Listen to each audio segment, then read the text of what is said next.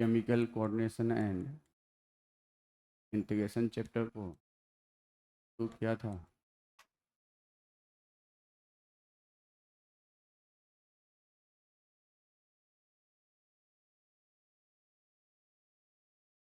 और उसमें क्या देखा था भाई, हॉर्मोन्स न्यूट्रिएंट्स है या नॉन न्यूट्रिएंट्स है। दूसरा क्या देखा था, act as intercellular chemical messenger, intercellular chemical messenger. और क्या देखा था, release into body fluid, release into body fluid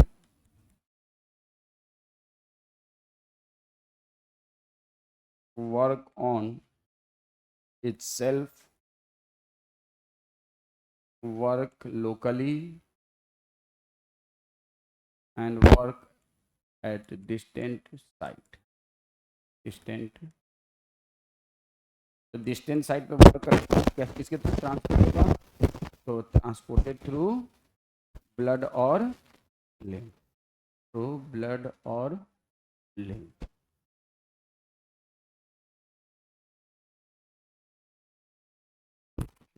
इसके अलावा आप hormones always work on receptor, always work on receptor, ये देखा। और ये रिसेप्टर कहाँ हो सकता है,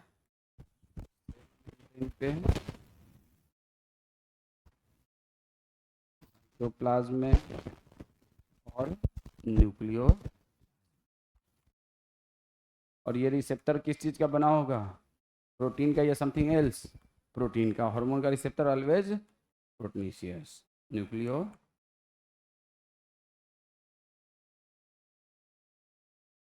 ये सारी बात हम लोगों ने लास्ट क्लास में देखा था। उसके अलावा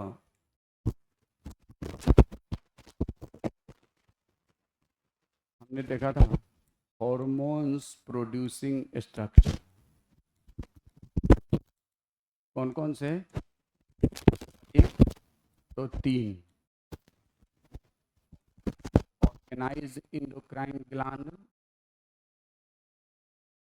ऑर्गेनाइज इंडोक्राइन ग्लैंड्स, इसमें कई सारे नाम हैं,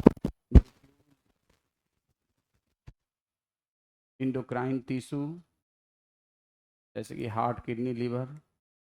और तीसरा non endocrine cells, non endocrine sales.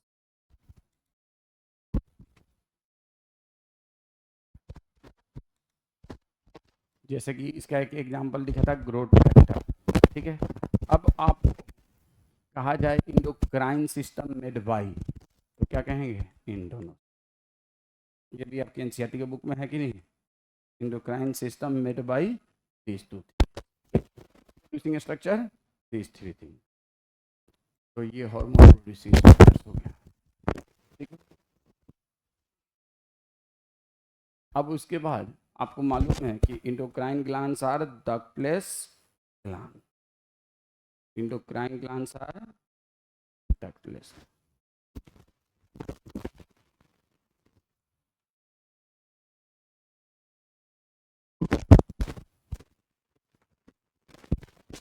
अब इसमें से सबसे पहले तो डिस्कस करना है हार्मोन का काम क्या है, तो it help in control coordination and integration of body functioning.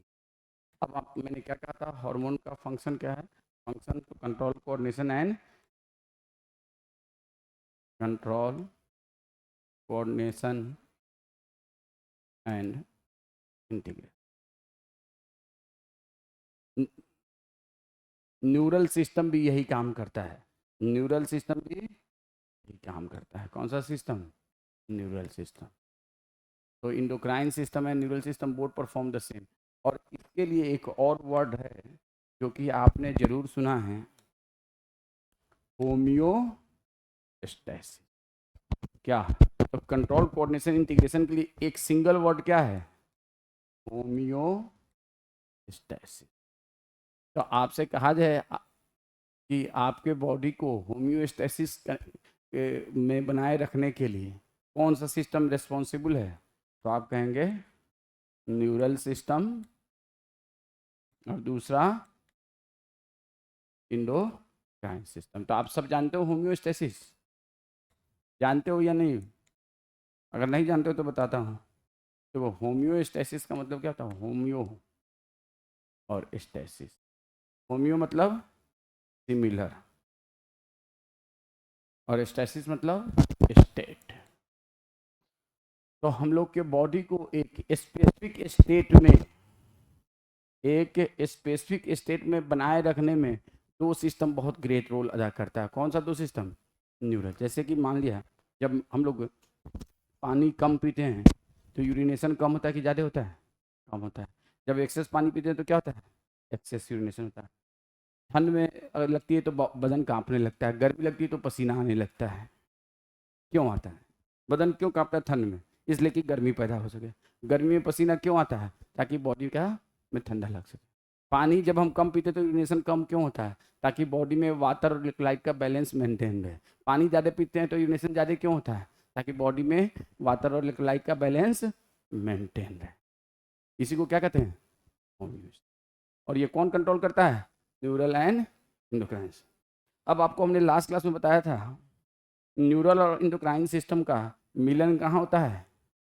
Hypothalamus. कहाँ मिलन होता है? और हाइपोथैलेमस सबसे इंपॉर्टेंट काम क्या है? होम्योस्टैसिस। जितने भी फंक्शन है ना, what ever the function hypothalamus is doing, that is basically homeostasis. That is basically homeostasis. आपने सुना temperature regulating centre located in hypothalamus. तो जब पसीना आ रहा है हाइपोथैलेमस करवा रहा है, जब ठंड लग रही है हाइपोथैलेमस करवा रहा है, जब आपको ज़्यादा यूरिनेशन हो रहा है हाइपोथैलेमस इन्वॉल्व है, कम यूरिनेशन हो रहा है हाइपोथैलेमस इन्वॉल्व है। आपके बॉडी में वाटर कितना रखना है कौन डिसाइड करेगा? हाइपोथैलेमस करेगा। तो होम्योस्टैसिस, हाइपोथैलेमस के जितने भी काम है they all come under the category of homeostasis. और न्यूरल सिस्टम इंडोक्राइन दोनों सिस्टम का काम क्या है? होम्योस्टैसिस। तो होम्योस्टैसिस का अगर डेफिनेशन लिखना चाहें तो लिख सकते हैं।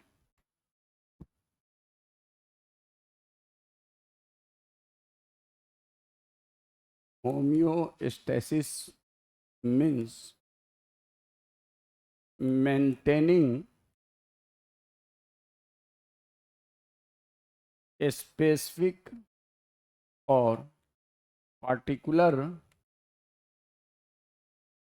condition of body, specific और particular condition of, ये है होता है होम्योस्टैसिस। इसमें दूसरे सिस्टम भी इन्वॉल्व हैं लेकिन सबसे प्राइम रोल किसका है? Neural and endocrine. और न्यूरल और इंडोक्राइन सिस्टम में भी सबसे स्पेसिफिक रोल किसका है? हाइपोथैलेमस। और hypothalamus is a part of both neural system and endocrine system. ठीक है ना? अब हम लोग बात करने जा रहे हैं हाइपोथैलेमस की। तो जैसा कि लास्ट क्लास में आपको बताया था, आपके फोर ब्रेन में एक फंक्शनल पार्ट है, फोर ब्रेन का एक फंक्शनल पार्ट है जिसका नाम है क्या? नहीं, डायनसेफलॉन। फंक्शनल पार्ट क्या है? डायनसेफलॉन। आपने नहीं पढ़ा है, बताएंगे जब न्यूरल कंट्रोल। डायनसेफलॉन में तीन स्ट्रक्चर है, वन एपी थैलेमस, ये जरूर लिखिएगा, टू थैलेमस, और one hypo.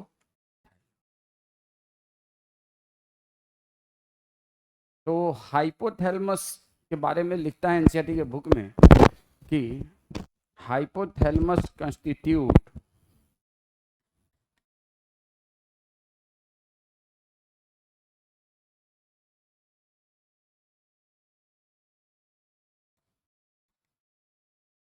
Basal part of डायनसेफलॉन।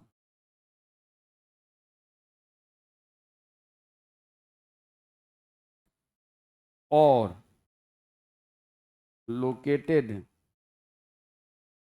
at the below the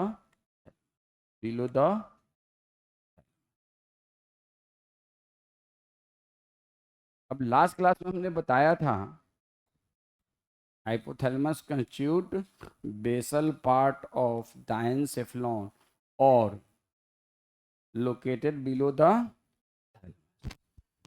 last class में हमने डिस्कस हुआ, ठीक है। लास्ट क्लास में हमने डिस्कस किया था कि ये है, मान लीजिए हाइपोथैलेमस, देखो बहुत छोटा होता है, सिर्फ 4 ग्राम इसका वेट होता है। फिर ये सुन लो, ये लिखने की जरूरत नहीं है, बहुत छोटा होता है, एलमंड के साइज के बराबर का होता है और 4 ग्राम करीब इसका वेट होता है। और हाइपोथैलेमस के अंदर ये हाइपोथैलेमस है, हाइपोथेटिकली मान लीजिए this is a hypothalamus, this is a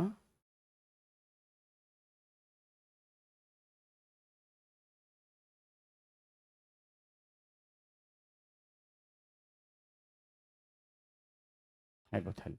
और इस हाइपोथैलेमस के अंदर बहुत सारे न्यूक्लियाई हैं। न्यूक्लियाई क्या है, लास्ट क्लास में हमने बताया था, कई सारे न्यूक्लियाई हैं। इन न्यूक्लियाई का अलग अलग फंक्शन है। Have lots of hypothalamus have lots of nuclei. जब मेडिकल कॉलेज में जाएंगे तो सारे का नाम पढ़ेंगे, हैव लॉट्स ऑफ न्यूक्लिया। अभी एक भी नाम नहीं आपको पढ़ना है। हम लोग के टाइम पे 4 नाम थे जब हम लोग तैयारी कर रहे थे। हर चीज़ में हिंदुस्तान में तरक्की हो रहा है, एजुकेशन में उल्टा हो रहा है। पहले सिलेबस ज़्यादा टफ था, धीरे धीरे सिलेबस को आसान किया जा रहा है।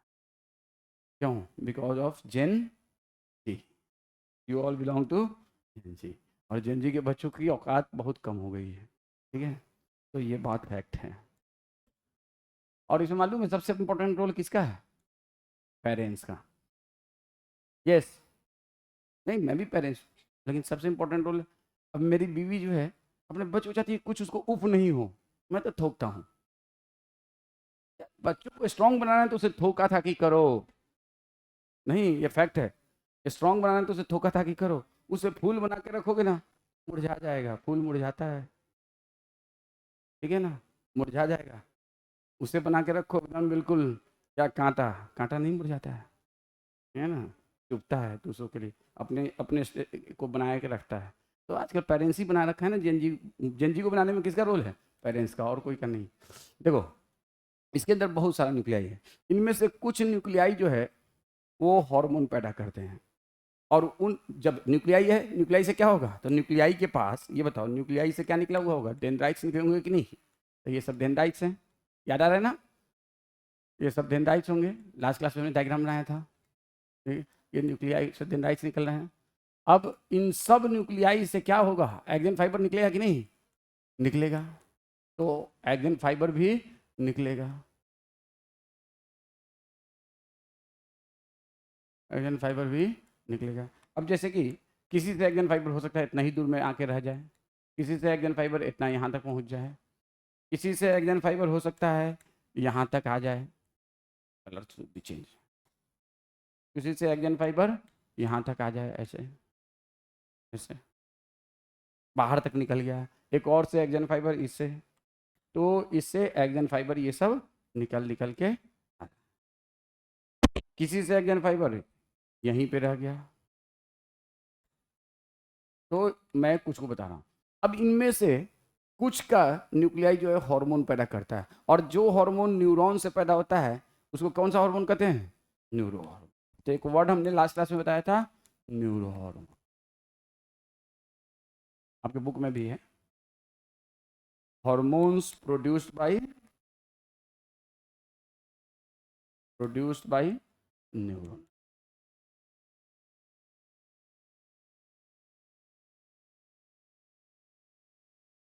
अब देखो एक वर्ड है आपके एनसीईआरटी में, neuro secretory cell, neuro secretary.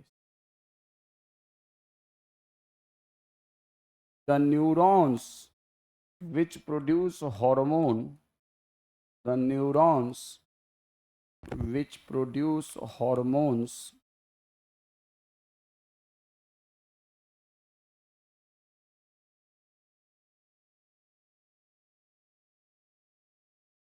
known as which cell? Neuro secretory cells, neuro secretory. तो अब आप मुझे बताएं, इससे पहले कि मैं हाइपोथैलेमस की कोई और बात करूं, हमारे बॉडी में आप में से कौन बताएगा न्यूरो 5 न्यूरो हार्मोन के नाम? और neuro secretory cell found, neuro secretory cells कहाँ कहाँ है? एक तो हाइपोथैलेमस में, क्योंकि आपको अभी पीनियल ग्लैंड में, और एड्रिनल मेडुला में। ठीक है, एड्रिनल में आपको नहीं मालूम होगा शायद एड्रिनल मेडुला की बात। न्यूरो सेक्रेटरी सेल, इन सब में न्यूरॉन्स होते हैं जो हार्मोन पैदा करते हैं। अब मैं आपसे कुछ न्यूरो हार्मोन का नाम पूछता हूँ। एक न्यूरो हार्मोन आप सबको मालूम है, ऑक्सीटोसिन। दूसरा न्यूरो हार्मोन एडीएच या वैसोप्रेसिन। तीसरा बोलो, मेलाटोनिन। Adrenaline, nor adrenaline.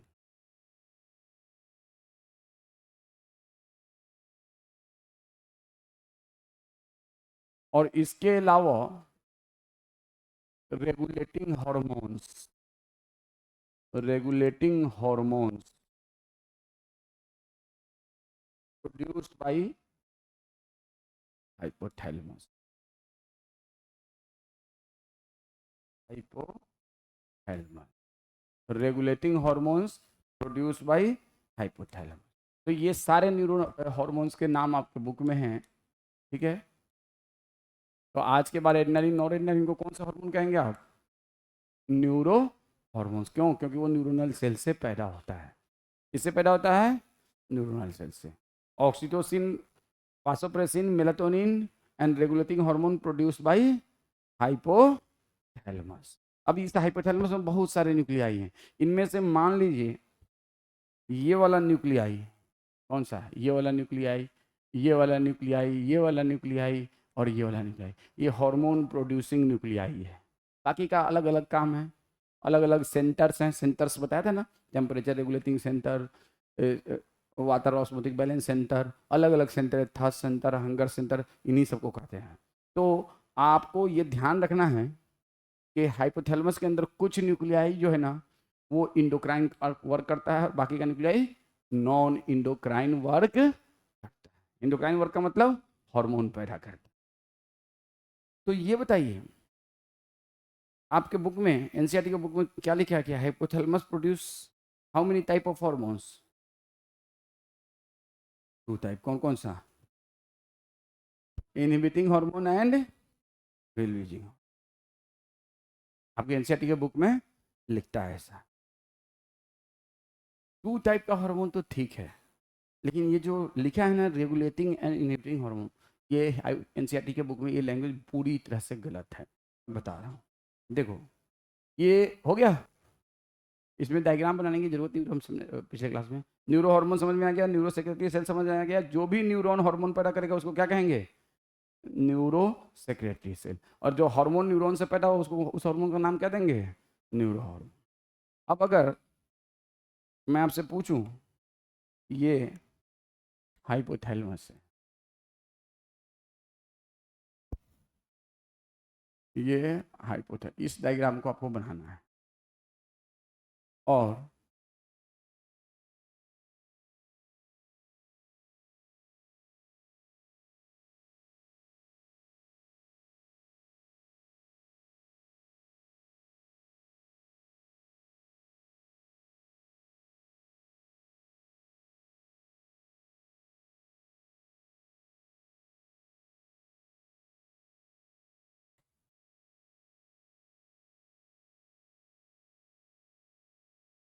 ये हाइपोथैलेमस, और इसके नीचे ये क्या है?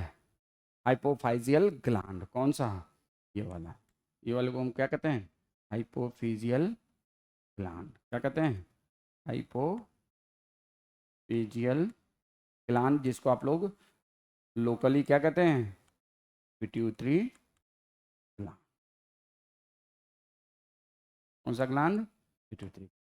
और ये आपका है हाइपोथैलेमस।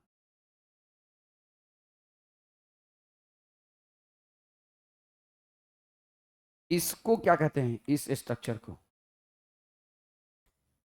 आपके बुक में क्या लिखा है इसका? आई थिंक कि पिट्यूटरी स्टॉक, क्या कहते हैं इसको? Pituitary stock. इसका नाम नहीं लिखा है, इसको कहते हैं मेडियन प्रोमिनेंस। जरूरत नहीं है आपको जानने का, बस ये पिट्यूटरी स्टॉक का। तो इतना बात आपसे पूछा था कि hypothalamus attach to pituitary gland through pituitary stalk. पहले बात तो ये, hypothalamus attach to pituitary gland through pituitary stalk. हालांकि इसको हम लोग कहते हैं मेडियन एमिनेंस, ये आपको पढ़ना नहीं, इसलिए ज़रूरत नहीं जानने का।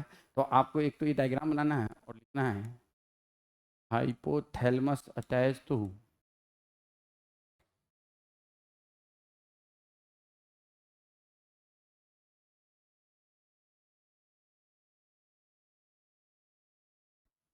Pituitary gland through pituitary stalk. कौन सा स्टॉक? Pituitary stock. अब आप पिट्यूटरी स्टॉक, अब आपको मालूम है इस पिंक पिंक का नाम क्या है? इस पूरे पिंक पिंक वाले स्ट्रक्चर का इस पूरे पिंक पिंक वाले को हम क्या कहते हैं? बोलो। Posterior pituitary. मैं ऐसे कर रहा हूँ, यहाँ पे मेरा हाइपोथैलेमस है, इधर में पिंक है, इधर में वाइट है। देखो तुम लोग एनसीईआरटी हो गया ना, ये हो गया। चल देखो एनसीईआरटी का बुक देखो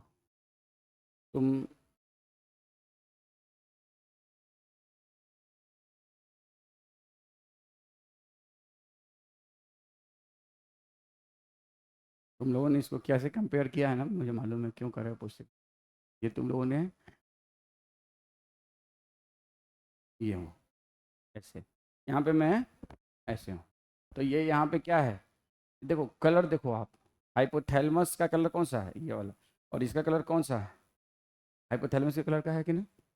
यहाँ पे देखो हाइपोथैलेमस वाइट है, ये भी क्या है? वाइट है। तो जो हाइपोथैलेमस के कलर का है वो क्या है? Posterior pituitary. एक्चुअल में posterior pituitary is extension of hypothalamus. Posterior pituitary is extension of hypothalamus, that is why they are made by same colour. यहाँ भी देखो posterior pituitary is extension of hypothalamus. Posterior pituitary is extension of hypothalamus. यहाँ तक hypothalamus का extension है, यहाँ तक ये सब ये पूरा किसका एक्सटेंशन है? हाइपोथैलेमस। और ये है anterior pituitary and intermediate pituitary, ये पूरा they are not the extension of hypothalamus. तो यहाँ पे मैं ऐसे हूँ, तो ये कौन सा है? Anterior pituitary and intermediate pituitary, और ये है पोस्टीरियर। तो इसको हम क्या कहेंगे? देखो अब पोस्टीरियर पिट्यूटरी से बेहतर वर्ड है, क्यों मैं बताऊंगा, न्यूरो हाइपोफाइसिस। न्यूरो हाइपो, और एंटीरियर इंटरमीडिएट से बेहतर वर्ड है इन दोनों के लिए एडिनो हाइपो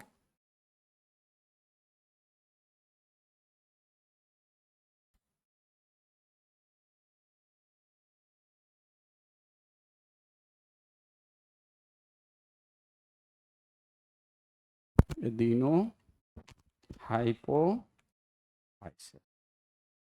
एडिनो हाइपोफाइसिस। कौन सा हाइपोफाइसिस? Adeno hypophysis. कौन सा? Adeno hypophysis. तो आपको ये याद रखना होगा कि ये कौन सा वर्ड है? Adeno hypophysis. ये कौन सा है? Neuro hypophysis. इसी को आप लोग एंट्री क्यों कब करते हैं, किस कंडीशन में, लोग बताएंगे। और एडिनो क्यों है, न्यूरो क्यों है। तो इतनी बात आपको समझ में आया। तो हाइपोथैलेमस का कनेक्शन किससे है? पिट्यूटरी ग्लैंड से through which stock, pituitary stock. ऊपर में क्या है उसको छोड़ दो, वो सब आपके लिए ज़रूरत नहीं है, इसलिए मैं नहीं बता रहा हूँ कि व्हाट इज दिस स्ट्रक्चर। तो nothing to do with this. Median prominence कहते हैं इसको, पार्ट्स ट्यूबरालिस कहते हैं इसको, कहते हैं पार्ट्स ट्यूबरालिस, इसको कहते हैं मेडियन प्रोमिनेंस, वो सब आपको जरूरत है। क्या बुक में ये क्या चाहिए, तो आप अपने बुक में इसको चाहें तो लिख लीजिएगा पिट्यूटरी। इस पिट्यूटरी स्टॉक के अंदर आपको क्या क्या दिख रहा है, आप बताइए, डायग्राम में देखिए एनसीईआरटी क्या क्या दिख रहा है। व्हाट इज दिस,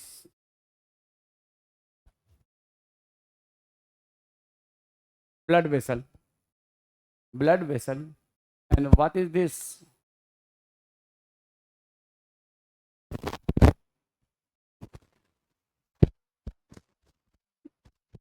एक्सॉन का कलेक्शन ट्रैक्ट। देखो एक्सॉन के कलेक्शन को क्या कहते हैं, एक्सॉन फाइबर के कलेक्शन को क्या कहते हैं, नर्व कहते हैं कि ट्रैक्ट कहते हैं?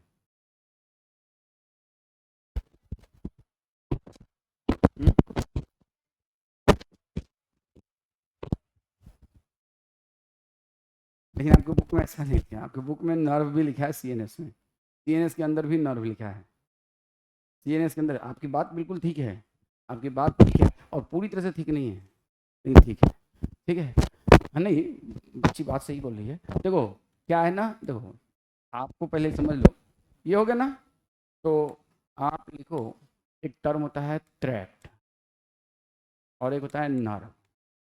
ये दोनों के लिए अभी आप याद रखो bundle of action fibres, bundle of, और ज़्यादा इधर उधर इसमें दिमाग मत खर्च करो, जैसा कि उसने थोड़ा ज़्यादा खर्च कर दिया है, तो simply bundle of action fibres. क्यों? क्योंकि आपके बुक में खुद ही सही नहीं लिखा है। तो इस आपके बुक में ट्रैक्ट भी इस्तेमाल किया सीएनएस के लिए, नर्व भी इस्तेमाल किया है सीएनएस के लिए, पीएनएस के लिए भी नर्व इस्तेमाल किया है और पीएनएस के लिए ट्रैक्ट इस्तेमाल नहीं किया है। हालांकि नर्व जो है ना सिर्फ पीएनएस के लिए इस्तेमाल होता है, सेंट्रल नर्वस सिस्टम के लिए ट्रैक्ट इस्तेमाल होता है, कमीसर से इस्तेमाल होता है, कनेक्टिव से इस्तेमाल होता है, लेकिन आपके बुक में नहीं है तो छोड़िए वो सब जानना नहीं। बस आप ये जान लीजिए कि कहीं पे हम ट्रैक्ट इस्तेमाल करते हैं, कहीं पे नर्व इस्तेमाल करते हैं, जितना जरूरत उतना जान। तो बंडल ऑफ एक्सन फाइबर्स को हम क्या कहते हैं, tract. Bundle of axon fibre को ट्रैक्ट कहीं पे कहेंगे, कहीं पे नर्व कहेंगे, कहीं पे तो कहीं पे ट्रैक्ट कहेंगे, कहीं पे नर्व कहेंगे।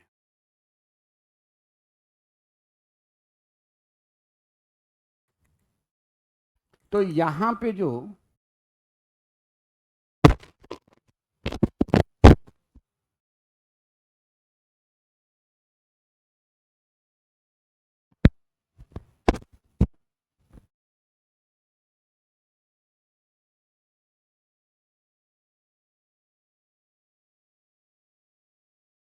यहाँ पे जो ये चीज है इसको हम क्या कहते हैं, this is the hypothalamic. Book में भी ये काम जरूर कीजिएगा, हाइपोफिजियल ट्रैक्ट। ऐसा बंडल ऑफ एक्सन फाइबर जो हाइपोथैलेमस से पोस्टीरियर पिट्यूटरी में आता है। पिट्यूटरी ग्लैंड का दूसरा नाम क्या है, हाइपोफिजियल ग्लैंड। तो ऐसा बंडल ऑफ एक्सन फाइबर जो हाइपोथैलेमस से हाइपोफिजियल ग्लैंड में जाए उसको हम क्या कहेंगे, hypothalamic hypophysial tract. Are you getting my point? ऐसा बंडल ऑफ एक्सन फाइबर जो कि हाइपोथैलेमस से हाइपोफिजियल ग्लैंड में आए उसका नाम क्या है, हाइपोथैलेमिक हाइपोफिजियल ट्रैक्ट। कोई दिक्कत? तो अगर मैं इस बुक आप अपने पास रखिए, जिन लोगों के पास बुक नहीं है उनके लिए मैं यहाँ बना रहा हूँ। देखो क्या होता है ना, यहाँ पे एक न्यूक्लियाई है, और यू शुद्ध, बल्कि जिनके पास बुक है उनको भी बनाना चाहिए, एक न्यूक्लियाई है और इस न्यूक्लियाई से ऐसे बंडल ऑफ एक्सन फाइबर, ये एक नहीं है, ये बंडल ऑफ एक्सन फाइबर। और उसी तरह से एक और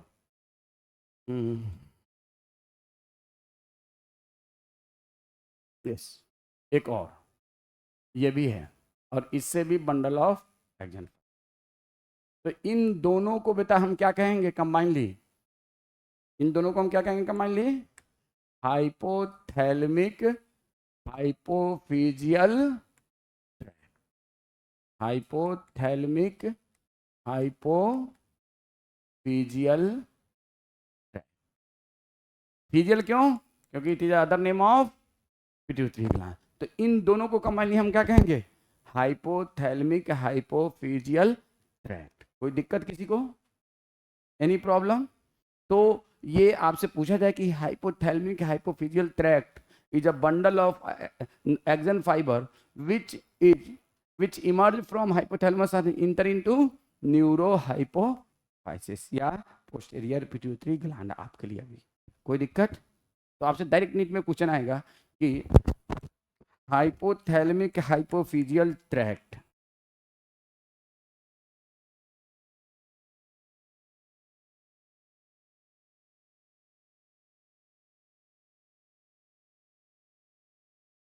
bundle of action fibres, bundles, bundle नहीं बंडल्स, क्योंकि दो बंडल है, बंडल्स ऑफ एक्सन फाइबर्स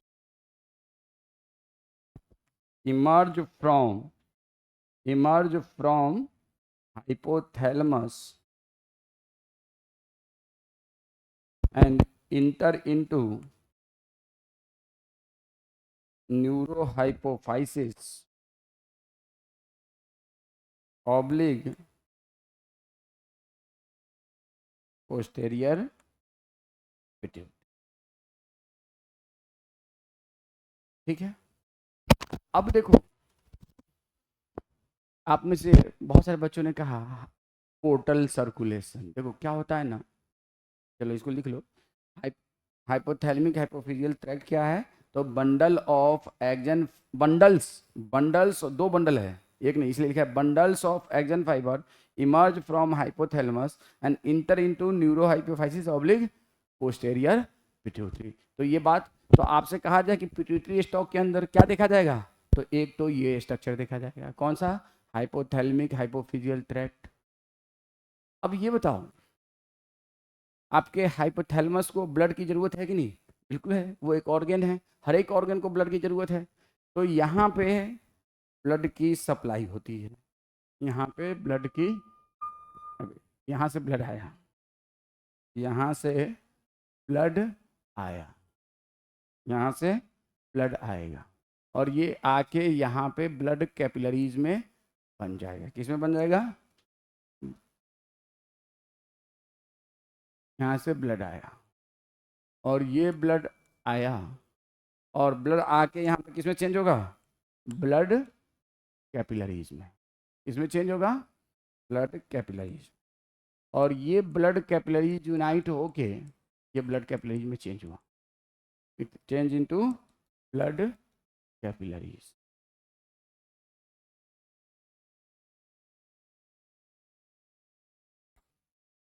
और ब्लड कैपिलरीज जब यूनाइट होता है तो क्या बनता है?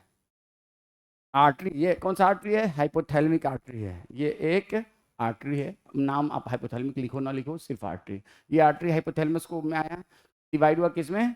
कैपिलरीज में। और कैपिलरीज यूनाइट होता है तो किस में बनता है? वेन में। तो आप सबको 9-10 से मालूम है, कैपिलरीज यूनाइट होता है क्या बनता है? वेन। तो ये एक वेन बना, ये एक वेन को किस कलर से बनाया है? चलो आई थिंक ऑरेंज से बनाया था।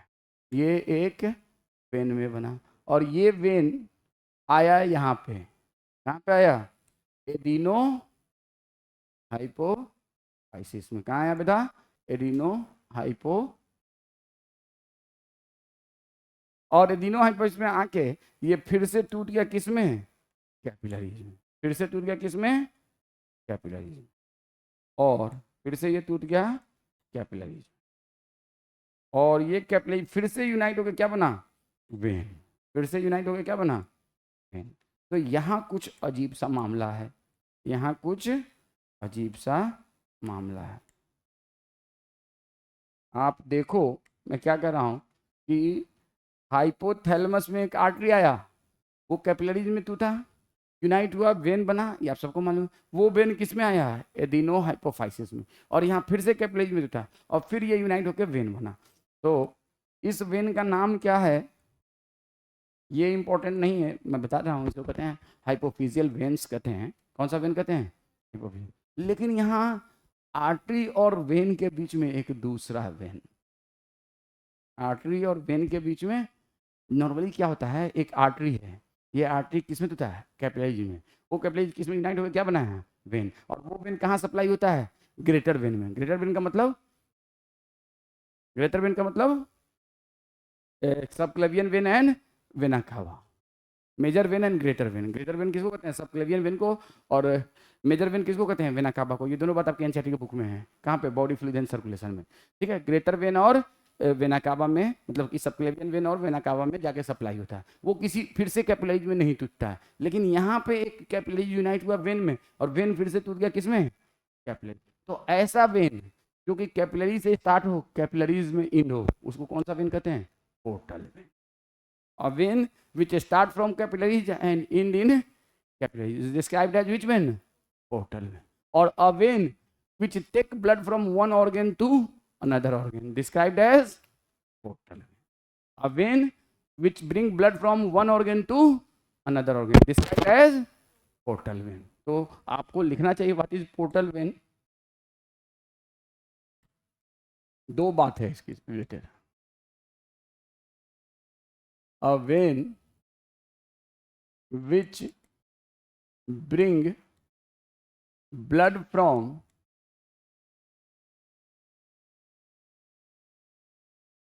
one organ to another organ, or a vein which start from capillaries and end in capillary,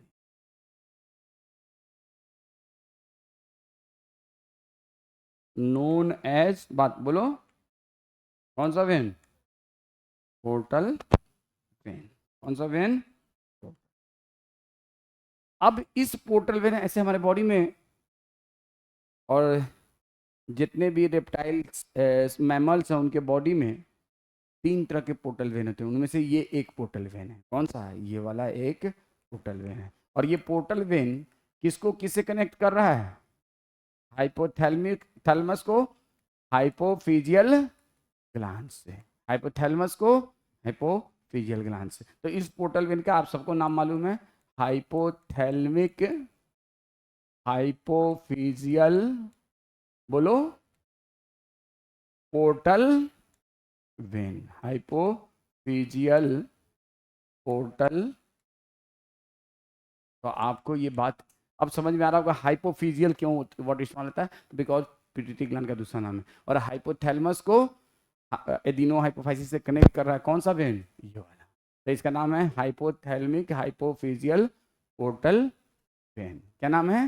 hypothalamic hypophysial portal vein which bring blood from hypothalamus to adeno. कोई दिक्कत? अब मैं यहां पर लिख रहा हूं, ये लिख लेना।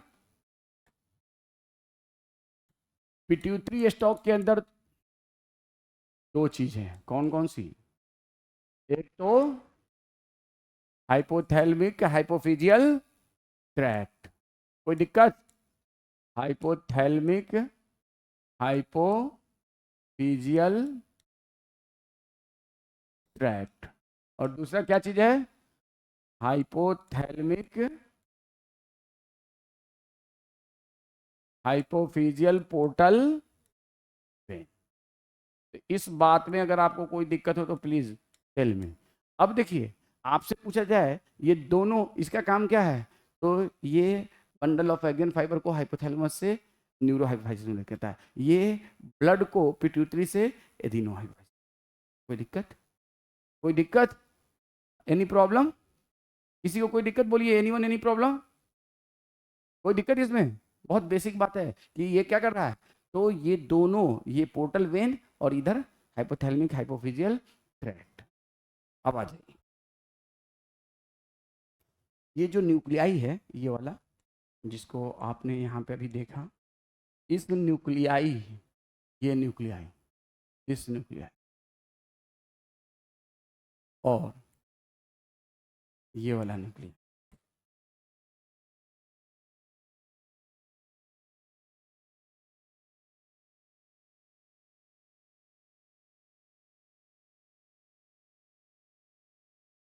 ये एक न्यूक्लियाई है, बताओ ये फीमेल है कि मेल है? फीमेल न्यूक्लियाई बना रहा हूँ, चलो।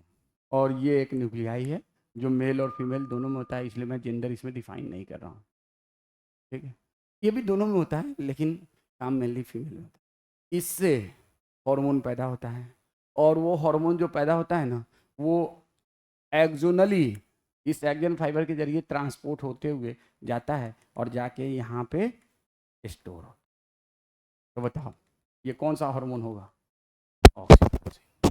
और यहाँ से भी हार्मोन पैदा होता है और ट्रांसपोर्ट होता है एक्सोनली, और यहाँ जाके स्टोर होता है। तो ये कौन सा है? वासोप्रेसिन। तो आप कहेंगे हाइपोथैलेमिक हाइपोफिजियल ट्रैक्ट के जरिए हार्मोन हाइपोथैलेमस से ट्रांसपोर्ट होता है और जाके स्टोर होता है कहाँ पे? न्यूरो हाइपोफाइल।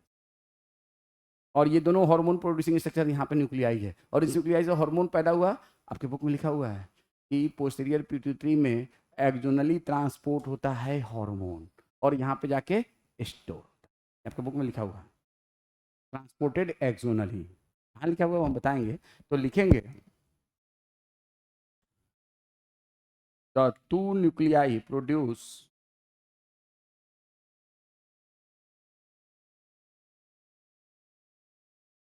हॉर्मोन्स, कौन से? ऑक्सीटोसिन, और दूसरा वासोप्रेसिन या ADH in hypothalamus which transported axonally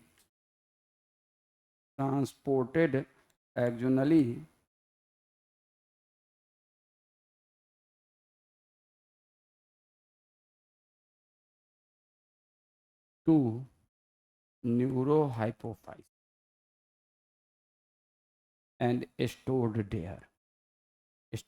there in,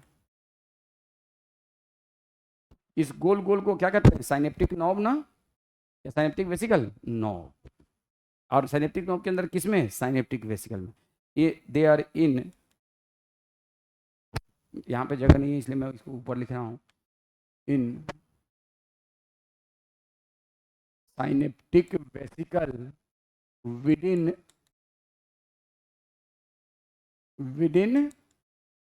synaptic knob.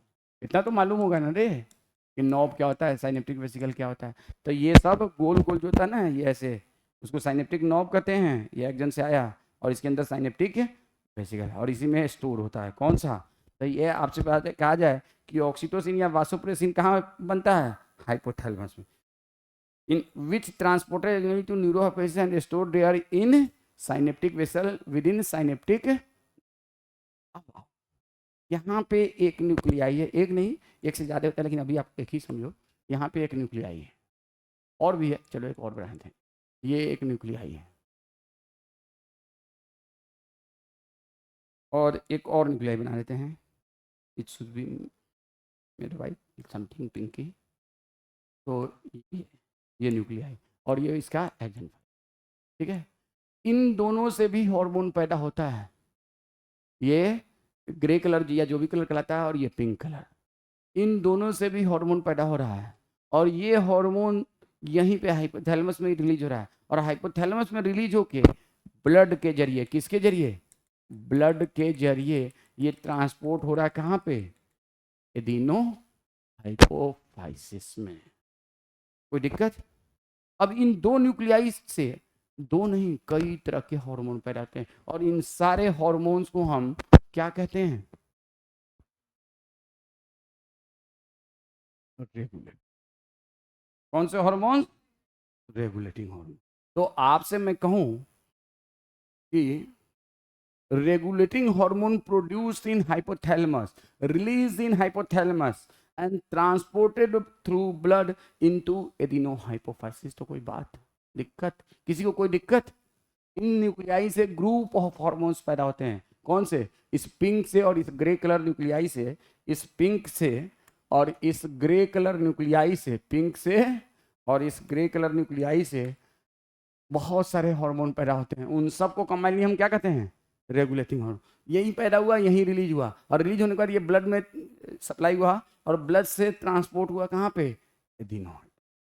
तो हम कहें कि regulating hormone produce in hypothalamus released into hypothalamus and transported through hypothalamic hypophyseal portal vein into adenohypophysis। तो किसी को कोई तकलीफ, किसी को कोई तकलीफ तो आ जाइए, लिखिए।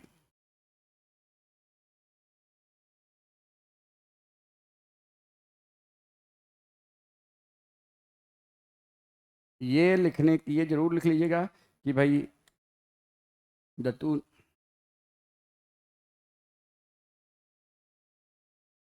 neuro have stored there in synaptic vessel within synaptic।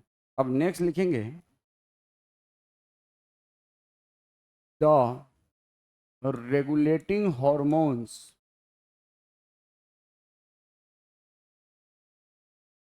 produced in hypothalamus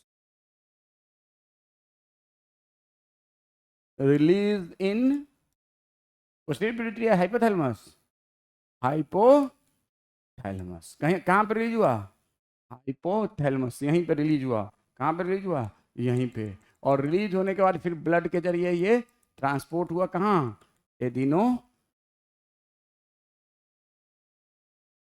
via blood,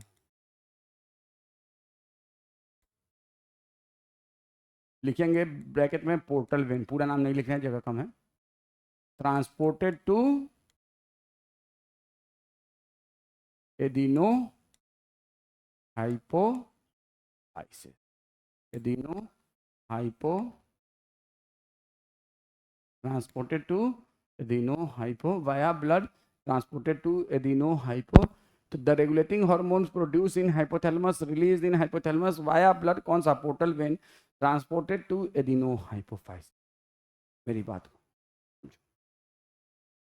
तो अभी तक हमने देखा हाइपोथैलेमस के अंदर कुछ न्यूक्लियाई और उन न्यूक्लियाई का इंडोक्राइन। अब बताओ, आपके बुक में लिखता है hypothalamus produce releasing and two type of hormone, कौन सा, रिलीजिंग एंड इनहिबिटिंग, और उन दोनों को क्या कहते हैं, regulating hormone.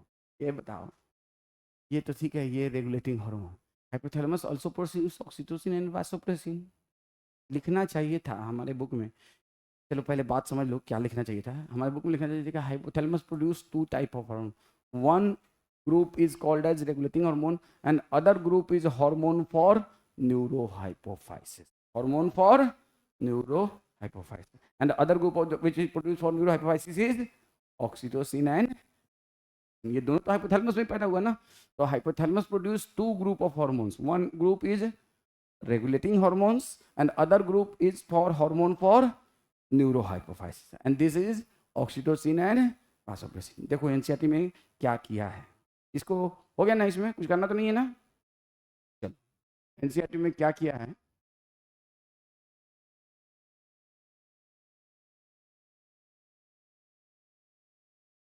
As you know the hypothalamus is a basal part of diencephalon, और डायनसेफ्लॉन किसका पार्ट है, फोर ब्रेन का, and it regulate a wide spectrum of body function, endocrine and non endocrine, endocrine and you should have, जैसे लिखा है ना wide spectrum, तो यहाँ पे आपको साथ में लिख लेना चाहिए endocrine and non endocrine, endocrine इसीलिए बुक रखना ज़्यादा बेहतर है, नॉन इंडोक्राइन, इसका नॉन इंडोक्राइन फंक्शन हम लोग neural control and it contains several group of neurosecretory cells called nuclei which produce hormone, which produce hormone, these hormone regulate the synthesis and secretion of pituitary hormone। किसकी बात कर रहा है, एडिनोहाइपोफाइसिस। देखो यहाँ से हार्मोन जो आएगा वो इससे जो हार्मोन पैदा होता है कहाँ से, पिट्यूटरी ग्लैंड में भी में से जो ये सब हार्मोन प्रोड्यूसिंग स्ट्रक्चर है कहाँ पे, पिट्यूटरी ग्लैंड में। तो इसकी एक्टिविटी को अभी हम इस पे आएंगे, यहाँ पे ये अभी रहेंगे। Regulate however the hormone produced by hypothalamus are of two type, the releasing hormone and inhibiting. ये बात यहाँ पे एक कंटेक्स्ट में सही है, अगर इस पूरे यहाँ से देखोगे तो यहाँ तक के कंटेक्स्ट में ये लिखा है, लेकिन अगर सिर्फ ये लैंग्वेज है ना कि the hormone produced by hypothalamus are two type releasing and inhibiting, तो गलत है, ये ऊपर के कंटेक्स्ट में सही है। अब मैं बताऊंगा कैसे। वो ऊपर के कंटेक्स्ट में सही है। देखो अब यहाँ पे फिर नीचे लिख रहा है, देखो ऑन ये देखो these hormone originating in hypothalamus neurons pass through axon and release from their nerve ending. These hormone reaches pituitary gland through a, अब देखो आगे में लिखता है अजीब तरह से यहाँ पे एक साथ में सब चीज़ों को कर दिया है, बच्चे कंफ्यूज हो जाते हैं अगर सिर्फ इस पे ध्यान दे दो। एक बार लिखता है पोस्टीरियर पिट्यूटरी की बात, फिर लिखता है एंटीरियर पिट्यूटरी की, तो मैं आपको वो सारी चीज़ें अभी क्लियर करता हूँ। अब देखो यहाँ पे प्लीज लिसन, ये है आपका एडिनो हाइपोफाइसिस या एंटीरियर, ये सॉरी न्यूरो हाइपोफाइसिस, और ये कौन सा है एडिनो। न्यूरो हाइपोफाइसिस के अंदर क्या कोई ग्लैंडुलर एक्टिविटी है, क्या इससे कोई अपना पर्सनल हार्मोन पैदा होता है, तो आंसर है no. Neurohypophysis is non glandular structure, it do not produce its own hormone. मेरी बात समझो, पहले लिख लो neurohypophysis, neuro hypophysis do not produce its own hormone, produce its own hormone. It only store hormones produced by hypothalamus.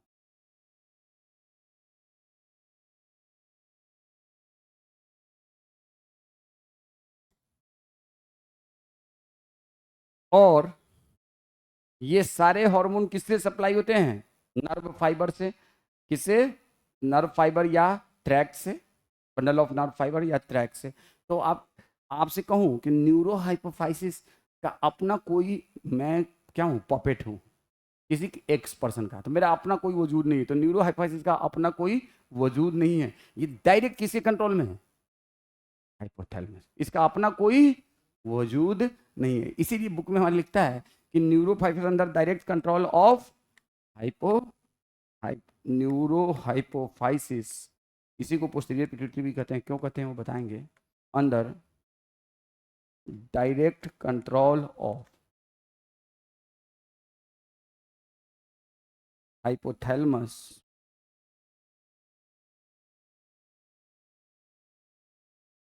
through tract।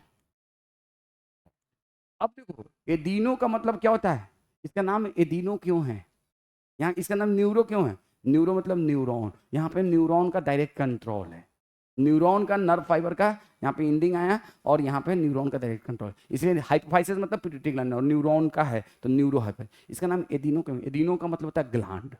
Adeno का word का मतलब क्या होता है, ग्लैंड। एडिनो वर्ड का मतलब क्या होता है, ग्लैंड। और इसके अंदर ये 5 जो व्हाइट स्ट्रक्चर हैं, they are the glands, they are the glands.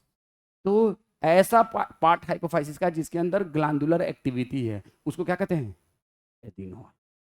ऐसा पार्ट है किसका, न्यूरो हाइपोफाइसिस का, जिसके अंदर कौन सी एक्टिविटी है, ग्लैंडुलर एक्टिविटी, इसलिए इसका नाम क्या है, एडिनो। एडिनो मतलब कहीं भी टर्म एडिनो है, इसका मतलब क्या है, gland. Cancer of exocrine gland के लिए टर्म इस्तेमाल होता है एडिनो। कौन से ग्लैंड के लिए, एक्सोक्राइन ग्लैंड। तो ये सॉरी कोई भी ग्लैंड के लिए, इंडोक्राइन हो या एक्सोक्राइन ग्लैंड हो, किसी के लिए भी क्या इस्तेमाल होता है, एडिनो। तो यहाँ पे 5 इंडोक्राइन ग्लैंड हैं, 1 2 3 4 5, और इन 5 इंडोक्राइन ग्लैंड की वजह से इसको कहते हैं हाइपोफाइसिस का पार्ट है, और इसमें ग्लैंडुलर एक्टिविटी है, इसलिए इसका नाम है एडिनो हाइपोफाइसिस। अब ये 5 एडिनो हाइपोफाइसिस जो है ना, अपने से हार्मोन रिलीज नहीं करता है या हार्मोन का रिलीज बंद नहीं करता है, बल्कि यहाँ से जो हार्मोन आता है ना, कहाँ से, यहाँ से जो हार्मोन ये आया ना, यही वाला हार्मोन इन सब की एक्टिविटी को कंट्रोल करता है। इसलिए इस हार्मोन को क्या कहते हैं, रेगुलेटिंग हार्मोन। कौन सा हार्मोन कहते हैं, रेगुलेटिंग। तो regulating hormone produced bye hypothalamus release into hypothalamus through portal vein come into adeno hypophysis and control the glandular activity of adeno hypophysis. इसलिए इसका नाम है रेगुलेटिंग। इन 5 की एक्टिविटी को कौन कंट्रोल करता है, ये वाले हार्मोन्स, ये वाले, इसलिए इसको कौन सा हार्मोन कहेंगे, रेगुलेटिंग। तो हम कहें ना hypothalamus produce two type of hormone. One group is regulating hormone and other group for neurohypo. आपको ये बात लिखना है. Hypothalamus produce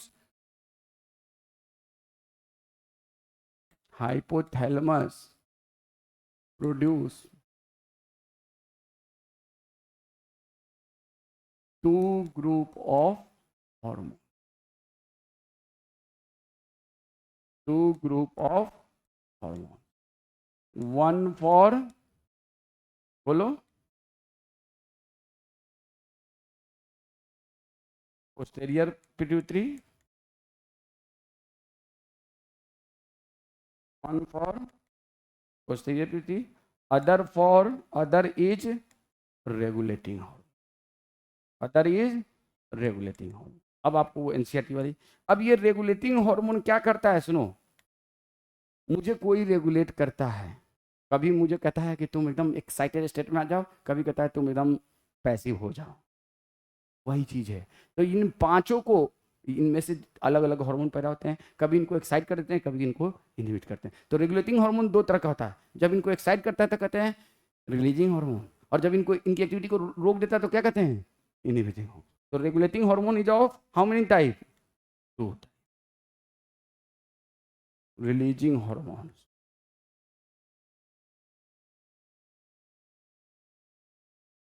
एंड हार्मोन्स, एक नहीं, इसमें भी कई तरह के होते हैं. Inhibiting hormone. तो आपको ये याद रखना होगा. और इसके लिए जो दो, वन फॉर पोस्टीरियर पिट्यूटरी, तो ये कौन से होते हैं? Oxytocin and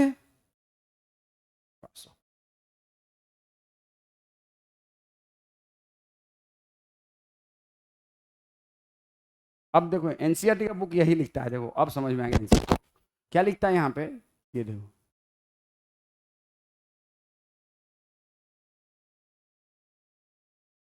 it contains several group of called nuclei which produce hormone. These hormone regulate the synthesis and secretion of pituitary hormones. कौन सा? एंटेरियर या पोस्टेरियर? एंटेरियर. किसकी बात कर रहा है यहाँ पे? एंटेरियर की या एडिनो की. Anterior pituitary. However, these hormone produced are of two type. किसके कंटेक्स्ट में? Releasing hormone and inhibiting. कोई दिक्कत? अब देखो, अब इसके नीचे वाला बात अभी रहने दो, ये भी रहने दो. दीज हार्मोन, अब कहाँ से क्या, कुछ नहीं लिखा है, सीधे लिख दिया एनसीईआरटी में. देखो ये तो एग्जाम्पल दिया है, उस सब आपको हम समझा देंगे. क्या लिखता है इसके बाद आपके एनसीईआरटी के बुक में? These hormone reaches the pituitary gland through a, sorry ऊपर वाला इसके ना, ये देखो क्या लिखता है.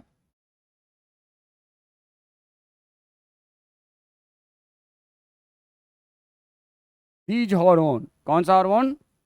दीज, अरे बेटा इसको देखो,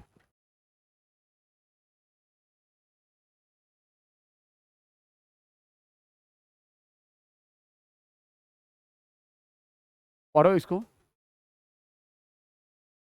किसके बारे में? कुछ नहीं समझाया है, आ जाएगा आवाज. देखो तो देखो, जैसे कि मैं तुम लोगों को कंट्रोल कैसे कर रहा हूँ? Through speaker.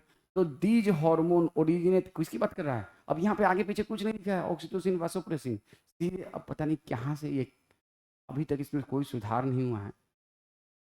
आप यहाँ पे लिखना चाहिए था कि hormone for posterior pituitary originate in hypothalamic neurons, pass through axon and release from their nerve ending.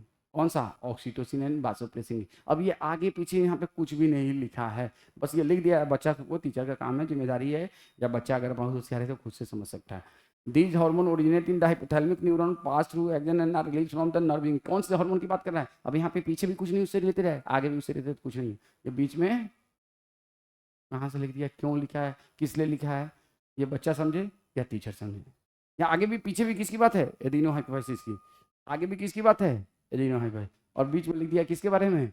Oxytocin और वासोप्रेसिन. तो आपको यहाँ पे दीज की जगह मेरे समझ से क्या करना चाहिए, और मेरे समझ से नहीं, शायद मेरी समझ कभी कभी सही हो जाती है, आपको लिखना चाहिए कि oxytocin and vasopressin.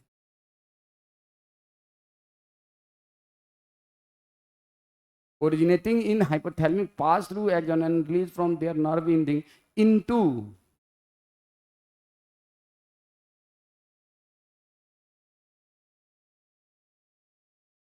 posterior pituitary। इतना तो आपको कर ही लेना चाहिए अपने बुक में, क्योंकि जब कभी आप बुक पढ़ेंगे तो ये कन्फ्यूजन हो सकता है। अब देखो क्या लिख रहा है यहाँ पे, देखो नीचे में क्या लिख रहा है कि the posterior pituitary is under the direct neural regulation of the hypothalamus. तो भाई जाहिर सी बात है ये डायरेक्टली ही तो आया है ना, ये डायरेक्टली ही तो आया है ना, ये under direct neural regulation, under direct neural regulation. तो ये आपको याद रखना है कि posterior pituitary under direct neural regulation of the hypothalamus.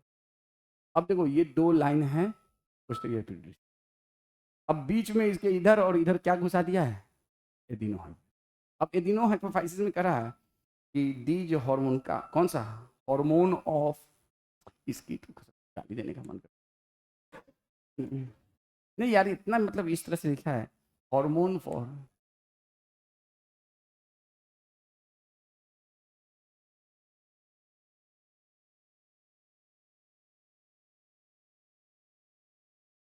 Hormone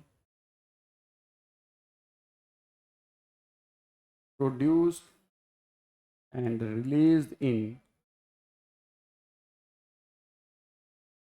hypothalamus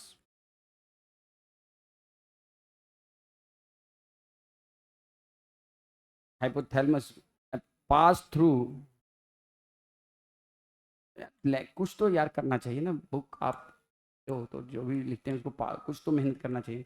pass through a portal circular and regulate the function of anterior pituitary. अब पढ़ो, पहले था अब पढ़ो।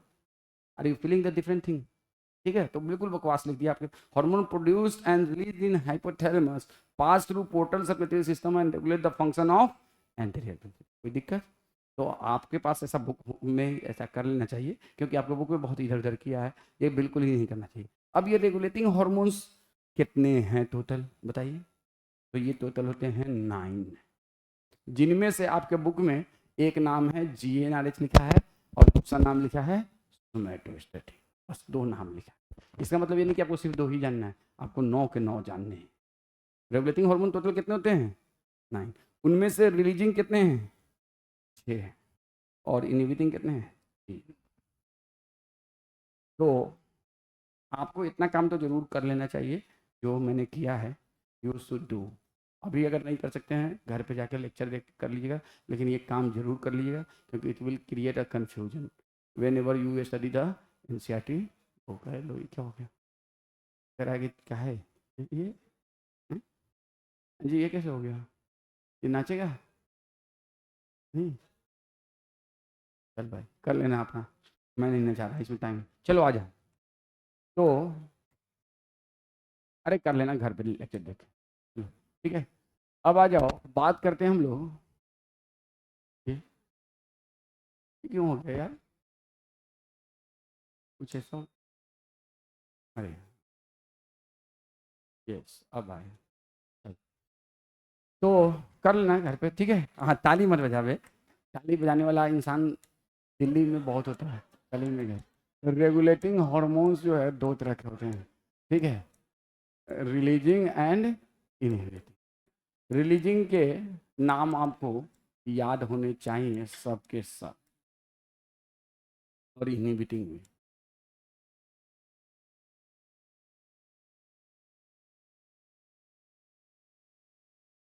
तो रिलीजिंग हार्मोन्स में कौन कौन सा है? तो इसमें है GN, gonadotropin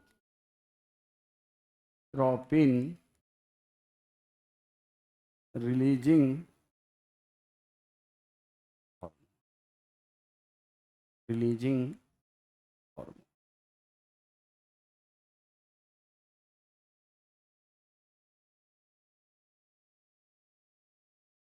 TRH thyrotropin releasing तीसरा CRH, corticotropin releasing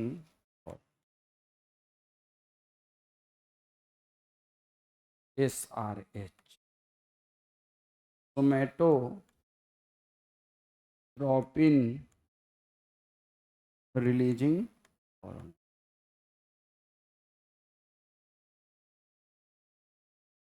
LRH, lactotropin releasing hormone. एक और कौन सा? MRH, यहाँ पे जगह नहीं, मिलेनोट्रोपिन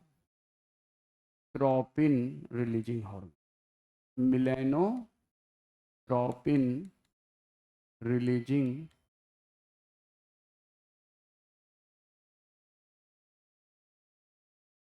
ठीक है। तो भाई मेरे ये 6 रिलीजिंग हार्मोन है, कितने? 6।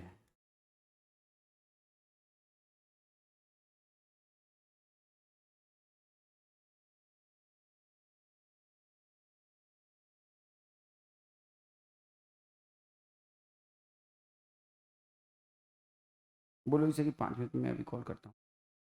तो आपसे मैं कहूँ,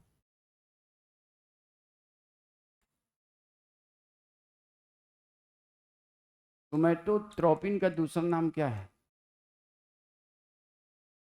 लैक्टोट्रोपिन का दूसरा नाम क्या है? और मिलेनोट्रोपिन का दूसरा नाम क्या है? सुनो, तो आपको इसका दूसरा नाम एटलीस्ट सोमैटोट्रोपिन का तो मालूम ही है, क्या है? Growth hormone. इसका दूसरा नाम, अदर कॉमन नेम, ये कॉमन नहीं है, ग्रोथ हार्मोन। और इसका दूसरा नाम है प्रोलैक्टिन, और इसका दूसरा नाम है मिलेनोसाइट स्टिमुलेटिंग हार्मोन।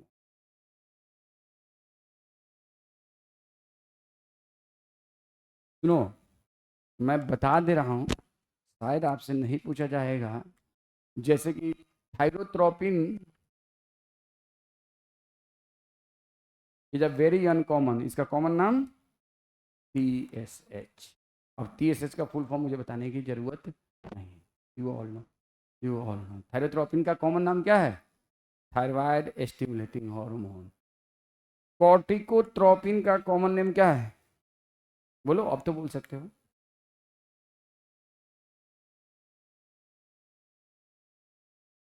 और गोनेडोट्रोपिन का के अंदर कौन कौन सा आता है? तो देख लो, इसके अंदर आता है ACTH।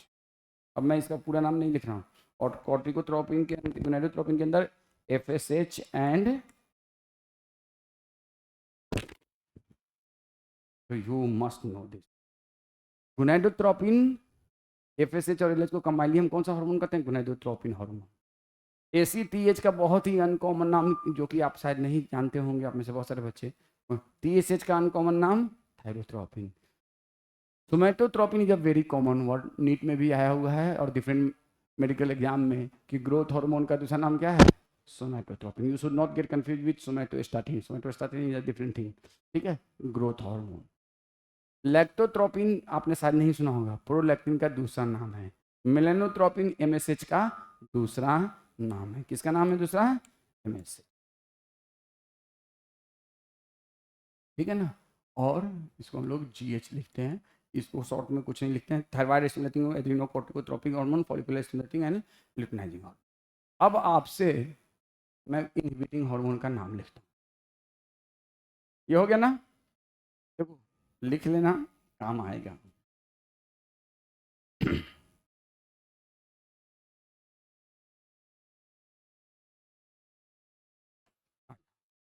इनहिबिटिंग हार्मोन 3 है,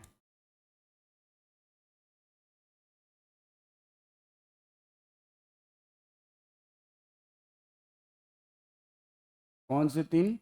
तो सोमैटोट्रोपिन इनहिबिटिंग हार्मोन,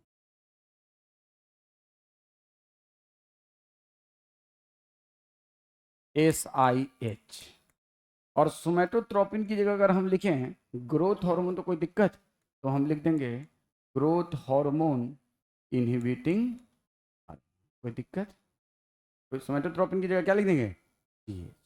उसी तरह से दूसरा है प्रोलैक्टोट्रोपिन inhibiting hormone, lactotropin inhibiting hormone. और लैक्टोट्रोपिन की जगह अगर हम लिखें प्रोलैक्टिन इनहिबिटिंग हार्मोन तो किसी को कोई तकलीफ? बोलो भाई।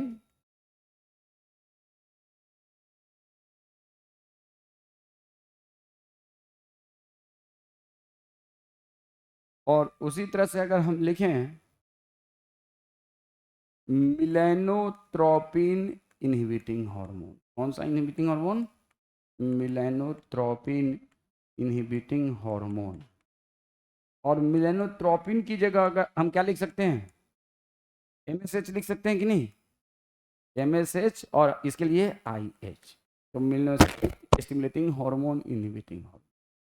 ठीक है, तो you should and you must write कि इनहिबिटिंग हार्मोन कौन से हैं? सोमैटोट्रोपिन इनहिबिटिंग हार्मोन या growth hormone inhibiting hormone, lactotropin inhibiting hormone या prolactin inhibiting hormone, and melanotropin inhibiting hormone या melanocyte stimulating inhibiting hormone.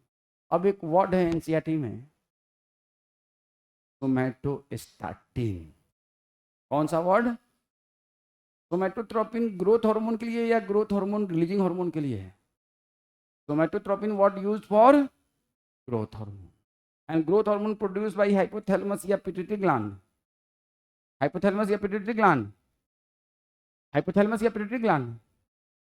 Growth hormone कौन पैदा करता है? हाइपोथैलेमस की पिट्यूटरी ग्लैंड? Pituitary gland. तो ग्रोथ हार्मोन या somatotropin produce by which gland? These all hormones, these all are tropic, या कई बार इसको लिखते हैं ट्रॉफिक हार्मोन। कौन सा हार्मोन? और एनसीईआरटी में एक लाइन लिखा है समरी में कि 6th type of trophic hormone produced by adeno. देखो यहाँ पे लिखा है, एनसीईआरटी के समरी में जाओगे ना तो यहाँ पे लिखा है।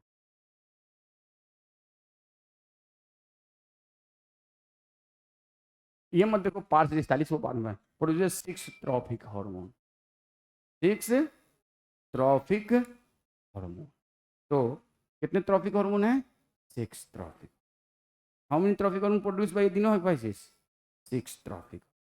अब आप बताओ, तो मैं आपसे कहूँ कि सोमैटोट्रोपिन प्रोड्यूस बाय हाइपोथैलेमस या पिट्यूटरी? तो प्रोड्यूस बाय एडिनो हाइपो, कौन पैदा करता है? Adeno hypo 6 tropic hormone, 6 tropic या ट्रॉफिक।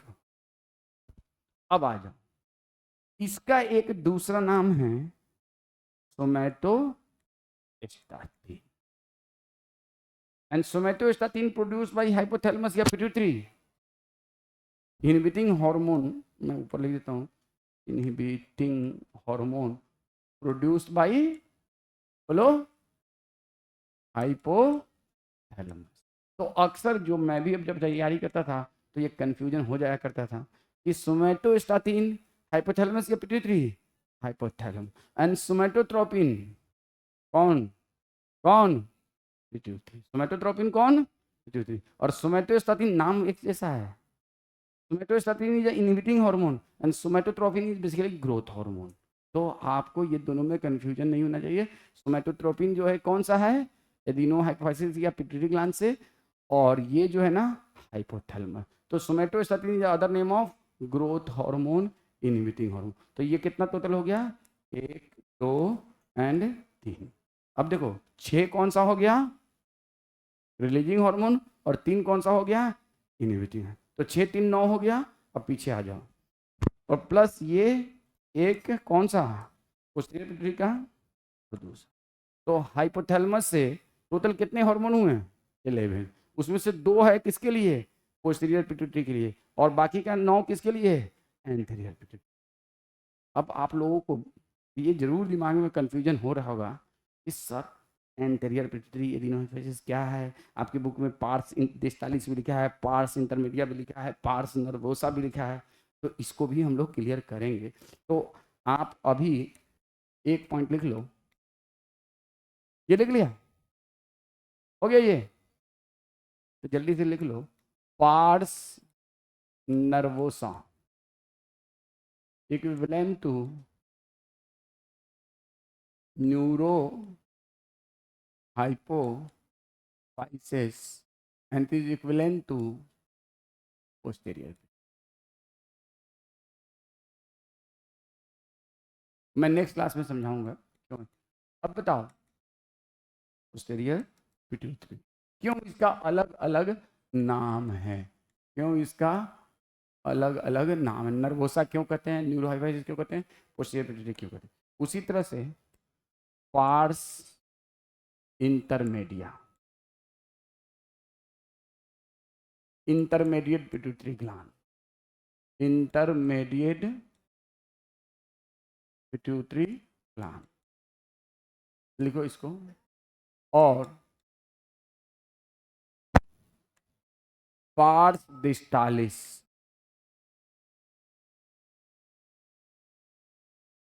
Anterior pituitary gland.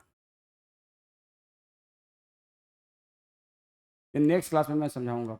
और जब इन दोनों को एक साथ जोड़ दो तो कहलाएगा adeno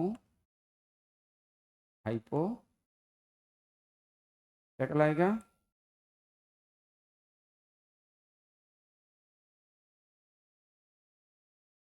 not in human, not in human. ये लिखो, नेक्स्ट क्लास में इसको समझेंगे। ये क्यों नर्वोसा कहलाता है, क्यों न्यूरोहाइफाइसिस कहलाता है, क्यों posterior pituitary, pars intermedia, post intermediate pituitary gland, pars distalis anterior pituitary gland, और इन दोनों को कंबाइनली, लेकिन ह्यूमन में नहीं। ह्यूमन में neurohypophysis stand for pars distalis and that stand for anterior pituitary. There is no वजूद of pars intermedia in human. क्यों? वो हम लोग नेक्स्ट क्लास में, आपके बुक में भी है ये डिस्कशन। तो this is all for today.